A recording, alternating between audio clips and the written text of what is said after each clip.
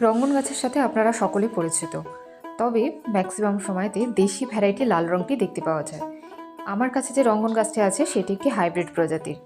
এর সাদা রঙটি প্রথমবার নার্সারিতে দেখেই আমার ভীষণ পছন্দ হয়েছিল। এই গাছটির একটি সুবিধাজনক বিষয়, গাছটি ছোট জায়গাতেই অতি সহজেই বেড়ে ওঠে।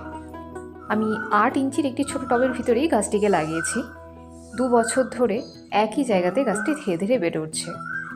রঙ্গন গাছের এই সাদা কালারটা আমার কিন্তু ভীষণ পছন্দের। যদিও এটি কিন্তু দেশি প্রজাতি নয়, এটি একটি হাইব্রিড প্রজাতির গাছ।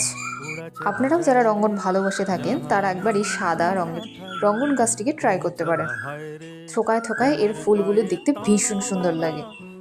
গরম শুরু হওয়ার সাথে সাথেই এটি ফুল দিতে শুরু করে, আর কন্টিনিউয়াসলি শীতের পূর্ব মুহূর্তে অবধি ফুল দিয়ে থাকে। দিশাহারা কেমন বোকা